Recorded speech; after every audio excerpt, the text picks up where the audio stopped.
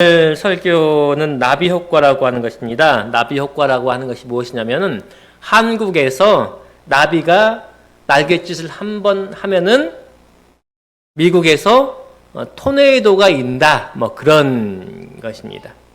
그러니까 아주 작은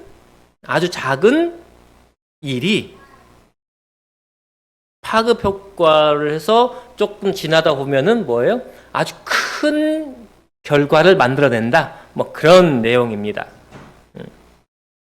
보세요. 나비의 날갯짓이 얼마나 세요? 아니잖아요. 근데 그것이 시간이 지나고 여러 가지 단계를 거치다 보면은 그 태풍급의 영향을 미친다. 뭐 그런 내용입니다. 그것이 어떤 거냐면 바로 이 날씨 예측에서 이렇게 요즘 다 슈퍼컴퓨터 집어넣을 사용하잖아요. 그래서 그 슈퍼컴퓨터에 어떤 값을 집어넣느냐에 따라서 아주 큰 차이가 난다고 하는 것입니다. 0.000127의 숫자의 차이인데 0.506이고 빨간 선은요. 노랑 선은 0.506 127이에요. 그 0.000127의 입력을 다르게 했더니 노란색은 뭐예요? 청둥 번개가 나타나고 빨간 선은요 아주 맑은 날씨가 결과가 예측이 되는 거예요. 요즘 기상청이 좀 나아지긴 했나요? 어때요? 예보가 좀 맞아 들어가나요? 아니면 여전히 오리무중인가요? 그래서 조금은 맞는 것 같아요. 네, 이제 근데 슈퍼컴퓨터를 도입한 첫 해부터 한 2, 3년 동안은 우리나라에 안 맞는 거예요, 이게. 그리고 영국에서 기상예보관을 분석관을 초빙했어요. 영국에서. 한 5년간 그분이 일했습니다. 근데 그분이 이 슈퍼컴퓨터 자료를 보고 뭘 해도 이게 안 맞아요. 왜 그럴까요? 그분이 겪었던 지형과 날씨, 그게 다른 거예요, 우리나라랑. 혹시 기억하세요? 옛날의 예보관. 예. 네. 예. 그분 유명했죠. 그래도 이 기상 변화가 이렇게 심하지 않은 때이긴 했지만 그래도 그분은 정말 그래도 거의 맞아 들어가게끔 예보를 했어요. 예보는 이런 수치를 가지고 뭘 하는 거예요? 사람이 판단하는 게 결국은 누가 판단해요? 사람이 판단하는 거예요. 아무리 수치가 정확하고 뭐 하더라도 그 수치를 보고 선을 긋고 그 다음에 그것을 해석하는 사람은 누구예요? 해석은 누구? 최종 결론 누가 내요? 사람이 내는 거예요, 사람이. 0.000127 차이. 그 차이를 구분해내는 것은 결국은 사람이 하는 거예요. 2011년에 그리스라고 하는 나라가 국가 부도 위기를 맞았습니다. 결국 우리나라처럼 여기 유로에서 EU에서 차관을 내 가지고 이렇게 국가 부도 위기를 막았는데 그래도 그리스가 좀 그래도 건실한 국가였대요. 그런데 갑자기 몇 개월 사이에 국가 부도 위기를 맞았는데 그게 무엇이냐면 2011년에 미국 신용 등급이 강등됐어요. 국가도 이제 등급을 매깁니다. 이 나라가 건실하다, 건실하지 않다. 근데 가장 건실한 나라는 A 등급을 3개 맞는데 미국이 갑자기 강등됐어요. 신용이 좀 불량하다. 그러면서 주식시장에 빨간불이 들어오고 경제 성장률이 떨어집니다. 우리나라가 지금 3.2%인가요? 올해 성장 예상이 뭐 그렇습니다. 근데 그 다음에 이제 EU가 재정 건전성이 이제 EU 즉 유럽 연합 한 나라로 지금 경제적으로 한 나라로 묶여 있잖아요. 그러면서 그 회원국인 그리스도 신용 등급이 강등되는 바람에 이게 이제 각국 나라에서 빌려준 돈 빨리 갚아라 하니까 뭐예요? 자기 돈은 갚을 수 없으니 달러로 바꾼데 달러도 뭐예요? 갑자기 달러 가치가 떨어지고 그러니까 이제 이 그리스도가 그리고 한마디로 아주 간단하게 생각했던 미국 신용 등급 하락이 한 나라의 국가 부도까지 연결되는 이게 바로 뭐예요? 나비 효과인 거예요. 나비 효과. 오늘 살펴본 성경은 이겁니다. 아말렉 전쟁이에요. 아말렉 전쟁. 때에 아말렉이 이르러 이스라엘과 르비빈을 싸우느니라. 모세가 여호와에게 이르되 우리를 위하여 사람을 택하여 나가서 아말렉과 싸우라. 내일 내가 하나님의 지팡이를 손에 잡고 산꼭대에 서리라. 뭐예요? 네, 이제 이스라엘 백성이 이집트를 나와서 이집트를 나와가지고 시내 홍해를 건너고 이제 처음 맞닥뜨린 전쟁입니다. 노예 생활로 400년을 살던 이스라엘 백성들이 전쟁 연습을 했을까요? 군대 조직을 가지고 있을까요? 무기가 있을까요? 무기가? 사람은 많았어요. 그렇죠? 60만, 장정이 60만, 뭐 식구까지 포함하면 200만이 넘는 그런 숫자. 하지만 전혀 전쟁 연습이라든가 무기라든가 병법이라든가 그런 거 전혀 가지고 있지 않은 민족이 이제 전쟁을 하러 나갑니다. 그런데 이 전쟁에서 모세가 하는 일이 뭐냐면 전술을 짜고 전략을 짜는 것이 아니라 야 너희들은 사람 모아가지고 전쟁 나가. 나는 어디로 갈게? 어디로요? 산으로 갈게. 뭐 들고? 지팡이 하나 들고 갈게. 여호수아가 모세의 말대로 행하여 아말렉과 싸우고 모세와 아론과 홀은 산꼭대에 올라서 모세의 손을 들면 이스라엘 이기고 손을 내리면 아말렉 이기더니 뭐예요? 모세가 지팡이 들고 든 손을 이렇게 들면 이스라엘 이기고 내리면 누가 이기고? 아말렉 이기고 뭐 이런 전쟁이 있어요. 모세의 팔이 피곤하면 그들이 돌을 가져다가 모세의 아래에 놓아 그 위에 앉게 하고 아론과 홀이 하나는 앞편에 하나는 저편에서 모세의 손을 들고 올렸더니 그 손이 해가 지도록 내려오지 아니하니라. 모세가 힘이 드니까 옆에서 누가 들어줘요? 모세 자기 힘으로 든 것도 아니라 옆에서 뭐예요? 부축해줘요. 부축해주니까 이게 또 그 효과가 있네. 밤새 하루 종일 들고 있더니 그 손이 해가 지도록 내려오지 아니하니라. 여호수아가 탈날로 아말렉과 그 백성을 쳐서 파했다. 말이 되는 전쟁이에요? 전쟁이 아니에요? 말이 안 되는 전쟁이에요. 말이 안 되는 전쟁을 하러 나갔고 말이 안 되는 방법으로 뭐예요? 이겼어요. 그 차이는 뭐예요? 단 하나? 손이 들렸냐 내렸냐 이런 말도 안 하는 전쟁을 하러 나갔고 했어요. 그리고 이겼어요. 지금 지난주에 세계적으로 큰 사건이 하나 있었죠. 뭐예요?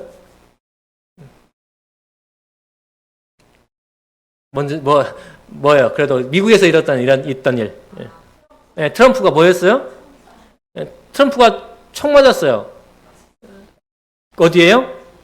귀에 맞았어요. 말과합을 많아요. 그것도 트럼프가 자작극으로 만들었네. 그렇죠?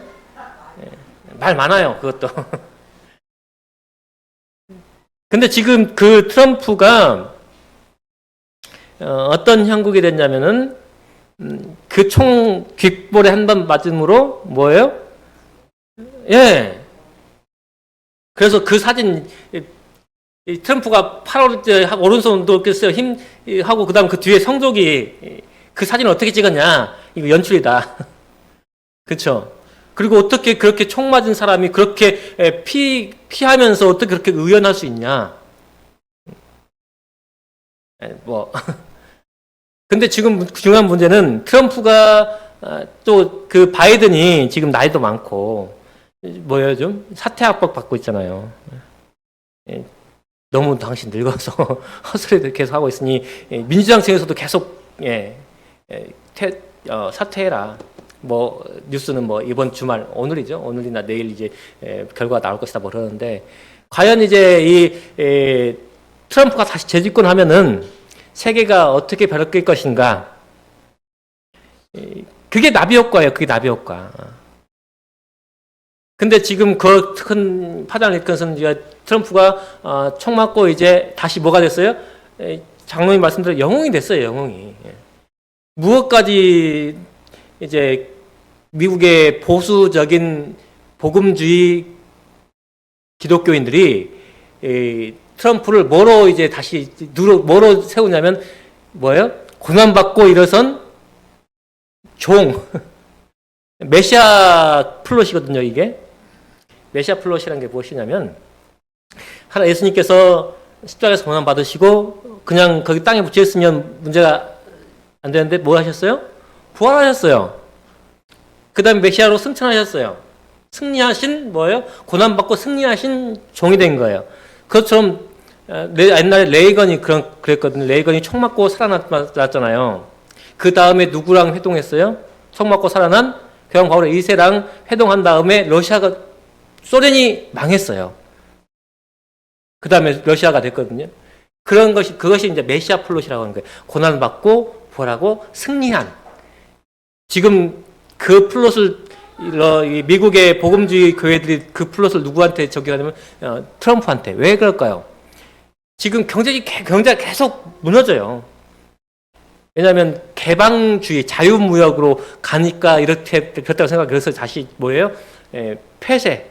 우리나라는 우리나라끼리 잘 먹고 잘 살겠다. 그리고 너희들한테 거저 못 준다. 그래서 부통령으로 된 사람이 누구예요? 리틀 트럼프 해가지고 뭐예요? 더 이상 이제 다른 사람들에게 수표 못 끊는다. 이런 것이 이제 그런 한 가지 조그만 사건들이 그런 파장을 일으켜요. 지금 아말렉 전쟁에서 그런 일이 나는 거예요. 겨우 팔 하나 들고 버티고 있다고 그런 전쟁을 이길 수 있냐 이거죠. 전쟁은 뭐로 해인가요? 군인이 있어야 되고, 무기가 있어야 되고, 식량이 있어도 돈이 있어야 되고, 전술, 무기, 병사들의 사기가 있어야 되는데, 우리가 보기에는.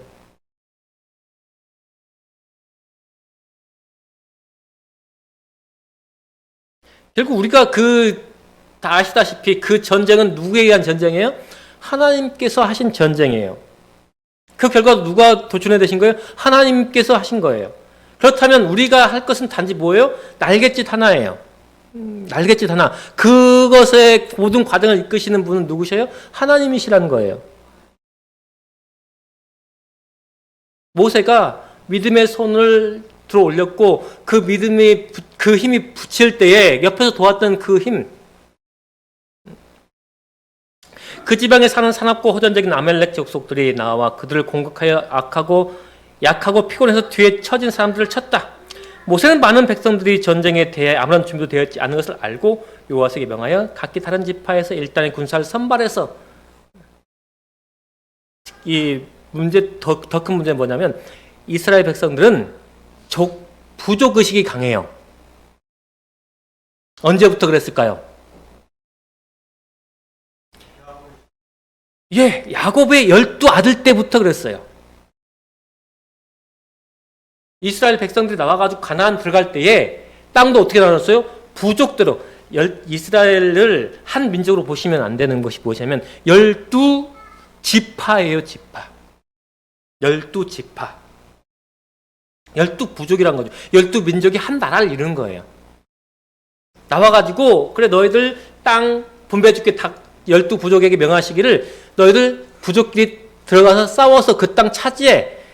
사사기 자세히 읽어보시면 그 땅에 전쟁이 그쳤다라고 하는 말이 초반부에 굉장히 많이 나와요. 하지만 결국은 사사 시대가 끝날 때까지 베냐민 지파는 땅을 못 차지해요. 그 땅에 전쟁이 그친 게 아니에요. 여전히 그 민족 지파들끼리 땅을 들어서 차지해야 했어요. 그래서 그 지파 안에서 결혼하게끔 했어요. 그 지파는. 만약에 다른 지파로 가게 되면은 그 땅을 어떻게 해요? 그 지파에 두고 가야 했어요. 왜냐하면 지파에게 준비된 땅이기 때문에. 여전히 지금 이 이스라엘 백성들이 애굽에 살 때도 그 지파 안에서 살았고 그 지파 의식이 강해요. 그런데 그 사람들 중에서 착출해가지고 12지파에서 착출해서 전쟁을 나가는데 그 지파가 하나가 돼서 싸울 수 있을까요?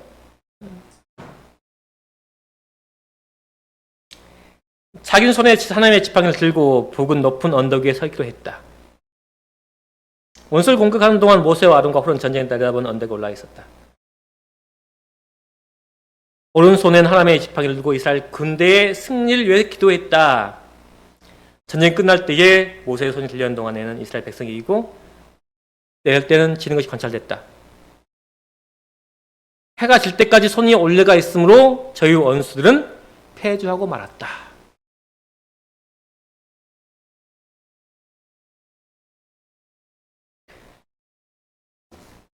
우리는 과연 얼마나 작은 날갯짓을 하며 살고 있을까요? 모세와 홀과 그들이 이렇게 들고 있던 그 작은 손짓, 네, 누굴 향해서 들린 작은 손짓? 하나님을 향해서 올린 그 작은 손짓. 그것이 어떤 결과를 낼지를 몰라요. 제가 교회 다닐 땐 중학교 3학년 여름방학 때부터 저도 거기를 다니기 시작했어요. 여름 성경학교 끝내고 그때는 이제 학생 캠프, 우리 집사님께서 손주 학생 캠프 한번 데려가면 좋겠다라고 하셨는데 이 다음 주에 있긴 해요. 제가 알아보니까 아직 인원이 마감되진 않은 것 같아요. 한번 더 알아보고 제가 또 말씀드리겠습니다. 그때 올 수 있죠? 네. 제가 그때 가가지고 그때 3박 4일인가 그랬어요. 3박 4일 동안 화장실을 못 가서 변비 걸리고 그랬었는데 그 여름 캠프 끝나고 교회를 이제 제대로 계속 나가기 시작했어요. 그 전에 저희 학교 가는 길 앞에 문방구 가는데 그 문방구 사장님이 우리 교회 집사님이셨어요. 저희 갈 때마다 승정아 교회 와야지. 네, 안 가고. 승정아 교회 와야지. 네, 하고 안 가고. 한 1년 반을 그렇게 했어요. 근데 그 여름 캠프 가가지고 그 후부터 이제 계속 쭉 교회를 나오고 이제 고등학교 2학년 돼가지고 이제 안식일 지키고 그때 고등학교 2학년 때 새로운 전도사님이 오셨어요. 27살 아주 젊으신 전도사님이 오셔가지고 그 당시에 이제 농고에 다니던 애들 자취생들이 많았거든요. 저기 뭐 한 시간 넘게 통화하려면 1시간 넘게 걸리니까 읍에 살잖아요. 읍에 살았어요. 읍에 살던 애들 이제 가가지고 데리고 와가지고 한 10명 12명 가까이 이제 근데 화요일 금요일은 나오는데 토요일에는 교회를 못 와. 왜냐? 수업 끝나면 곧바로 버스 타고 어디 가야 돼요? 집에 가야 돼요. 왜요? 집에 가서 농사 지어야 되니까. 아버지가 애들 올 때만 기다리니까. 그리고 일요일 월요일 아침에 이제 버스 타고 이제 읍으로 나오고 뭐. 근데 그 애들 중에서 지금 10명 정도 됐는데 저 목사 되고 한 명은 지금 저기 내가가 아니지 저기 구리 쪽 넘어서 거기 있는데 장로 되고 하나는 지금 고향에서 열심히 봉사하고 있고 지금 여기 계신 분들이 다 그런 전철 밟지 않으셨어요? 네, 맞아요. 그런 전철 다 밟고 여기 앉아 계신 거예요, 현재. 그렇지 않은 그때 당시에 그렇지 같이 있었음에도 불구하고 지금 없는 사람들도 있어요. 그렇죠? 하지만 그 여집사님께서 나와가지고 승정이 지나가네. 승정아 교회 나와라. 네. 그 한마디. 그 우리 집사님들 기억 속에서 남아있는 한 마디들, 그렇죠? 그것이 뭐예요?